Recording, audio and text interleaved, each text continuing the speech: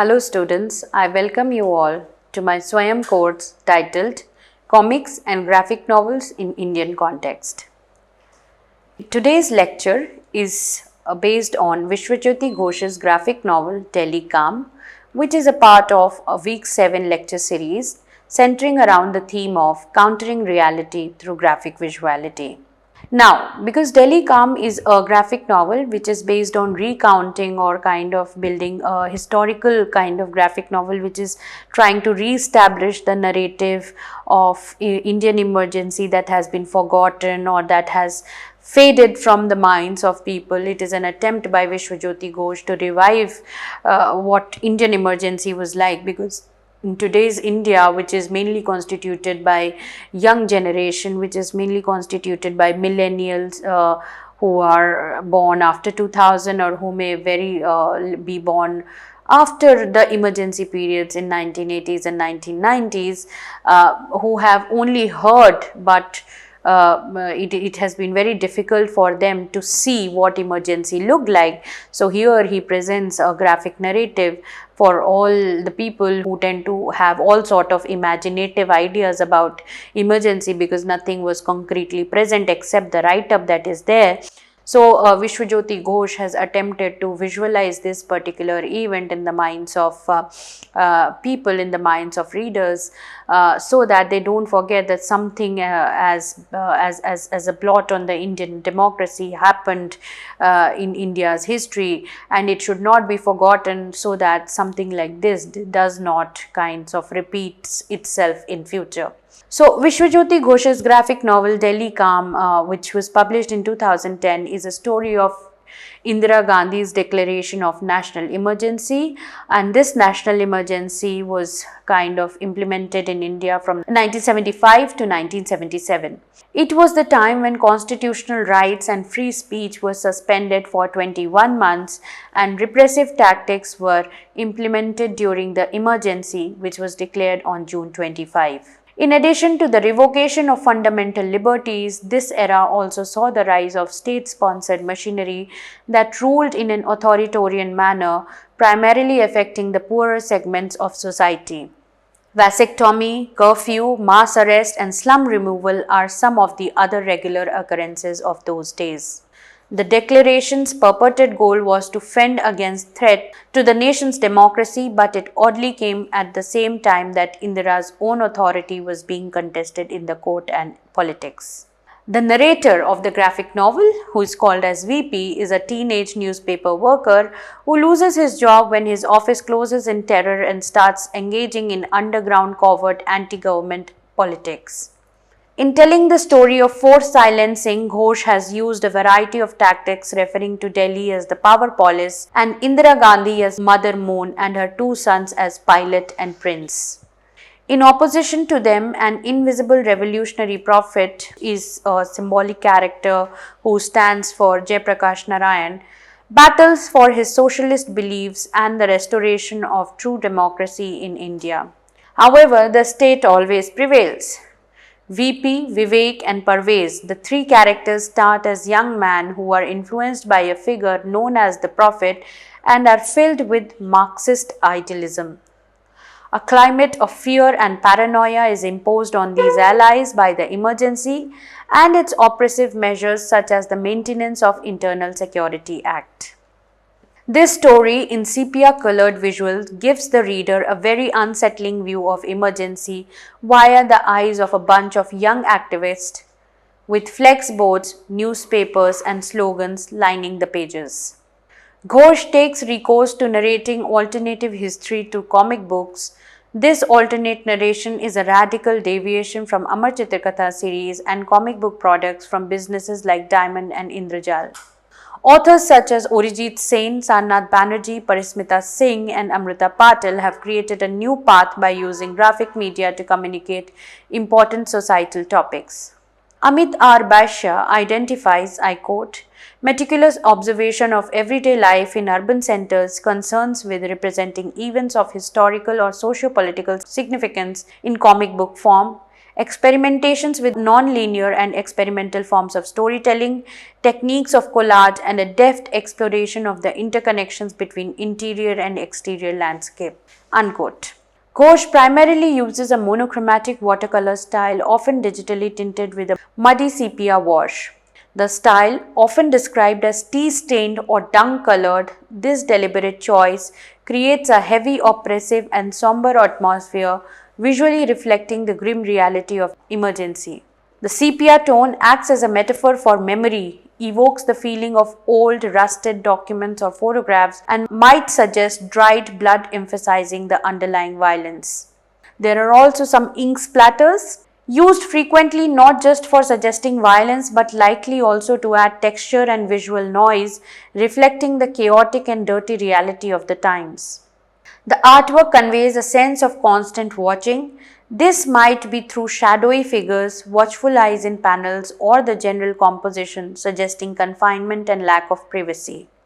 Ghosh employs what critics call dexterous graphic artistry. While not hyper-realistic, the line work conveys emotion and atmosphere effectively. He uses techniques like silhouettes and dramatic effects, such as in the depiction of George Fernandez's raised, shackled arm against the background of sketched faces. A notable technique is his use of gutter, Indian idiom of graphic narratives. According to Hodap, Indian graphic narratives writers have since created a niche for themselves in the new millennium, vernacularizing the graphic narrative medium as they debate social and historical constructs such as casteism, classicism, child abuse, gender homogeneity, homophobia, and the existential malaise in urban India, using a distinctively Indian idiom of the graphic narrative form. Unquote. Now, talking about the major theme of countering reality.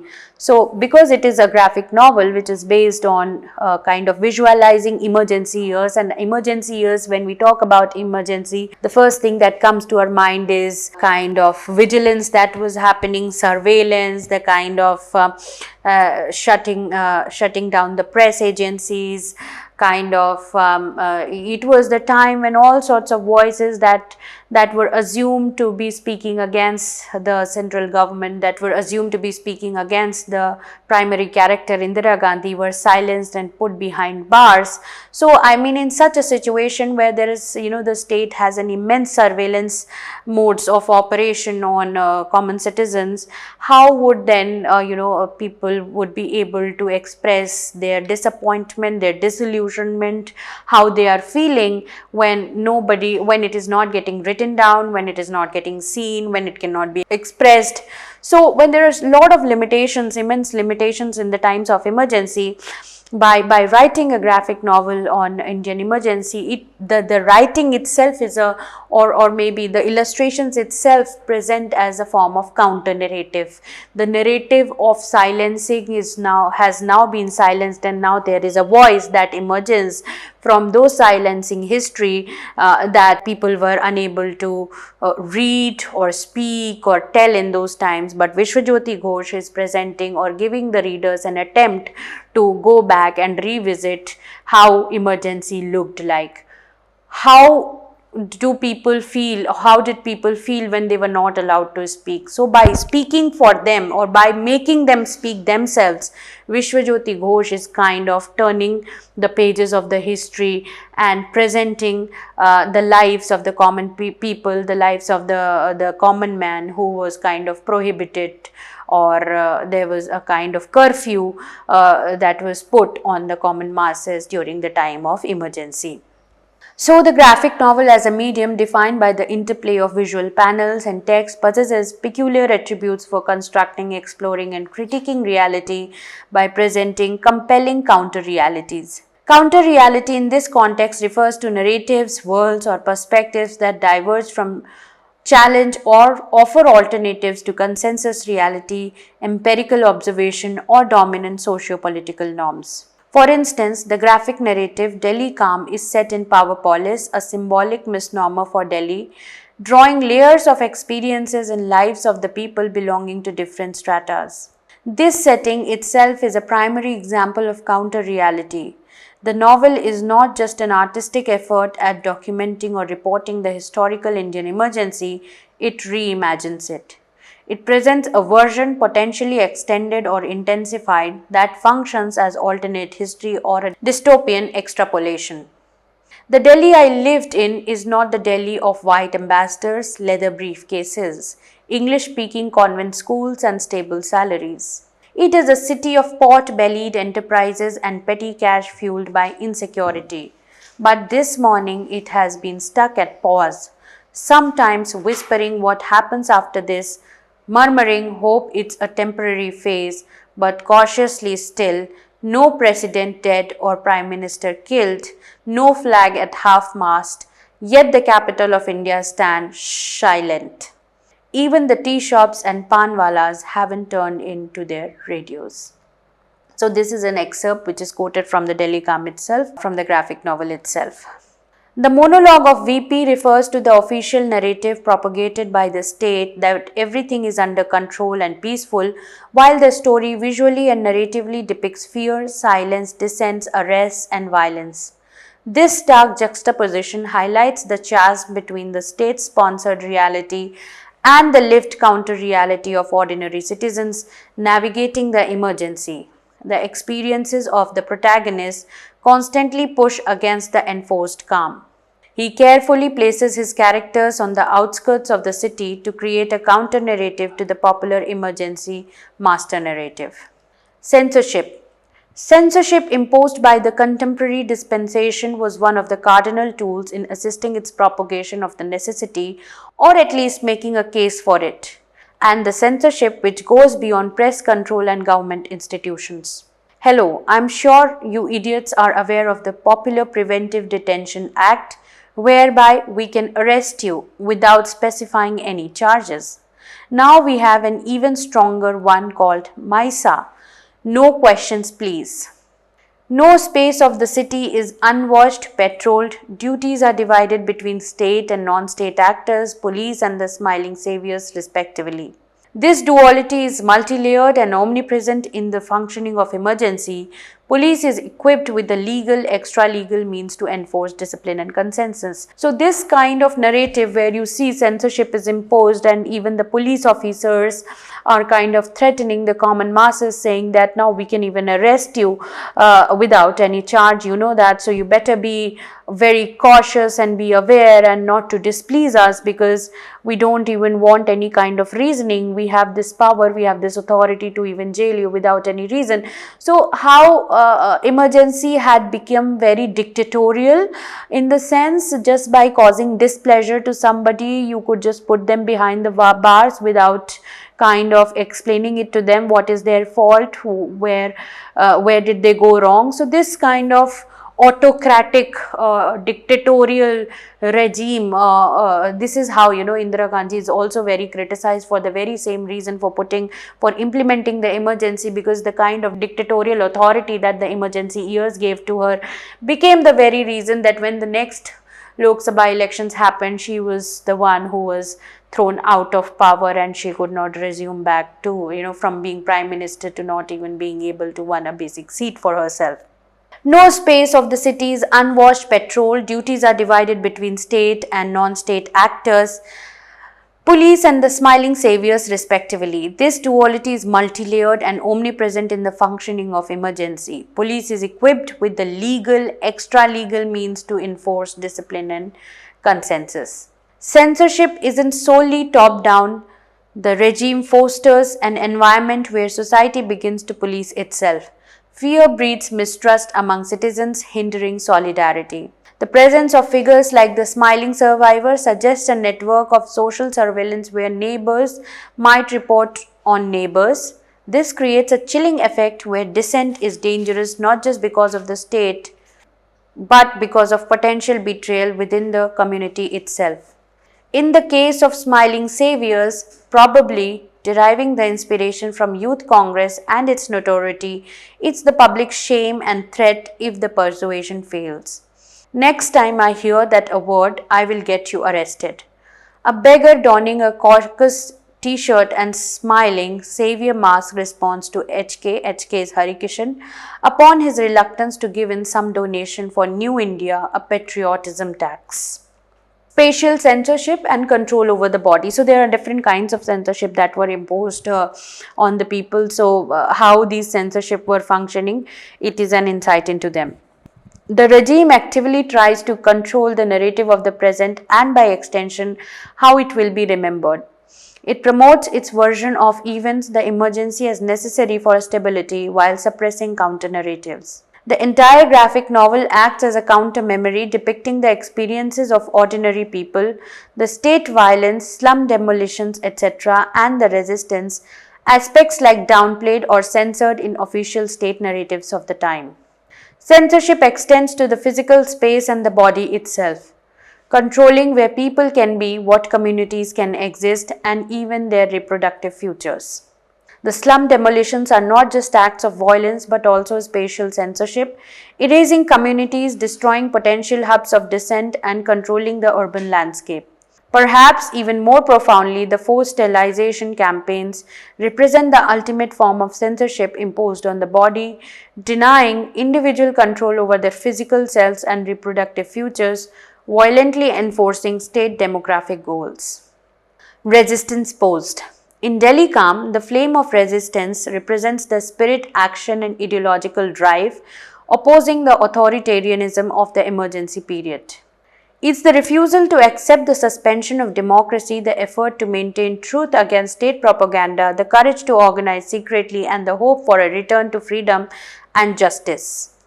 The resistance is inherently hopeful, aiming for change, yet it constantly confronts the overwhelming power of the state, leading to moments where the struggle feels futile or invites despair.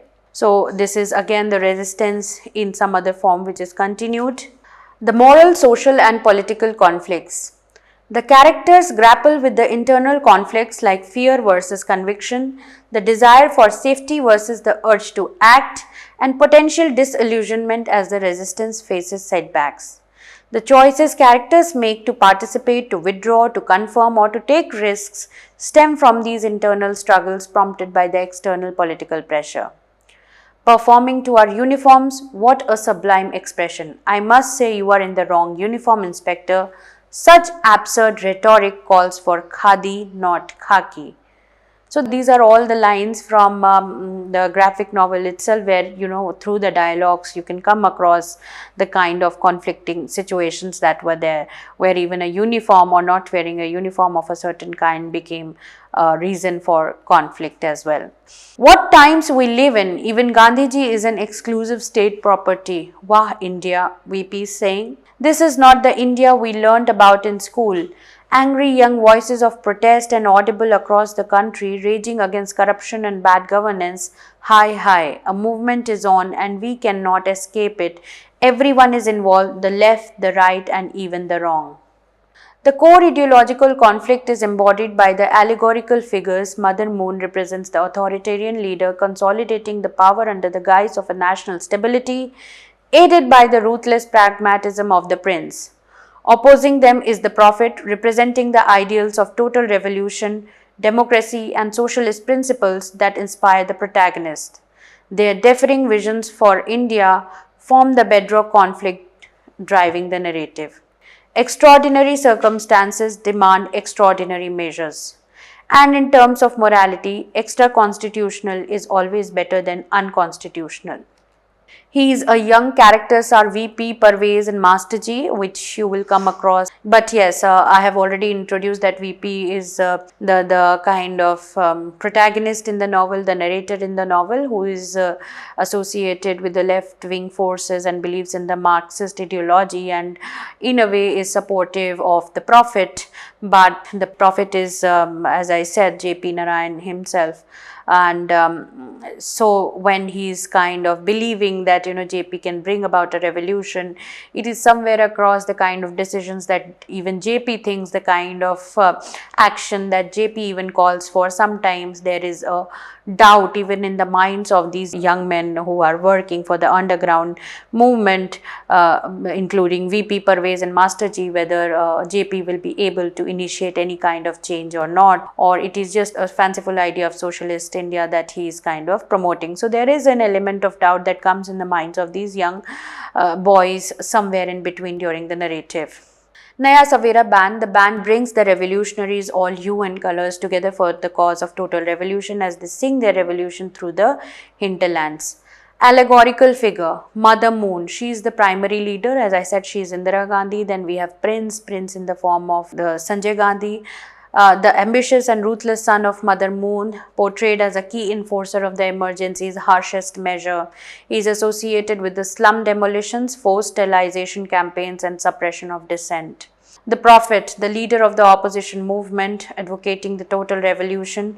He represents the ideological alternative to Mother Moon's regime: democracy, people's power, and resistance against authoritarianism. A critical reception. Delhi Calm is regarded as an important graphic novel in the chain of graphic narratives canon of the nation. It engages boldly though cleverly with politics.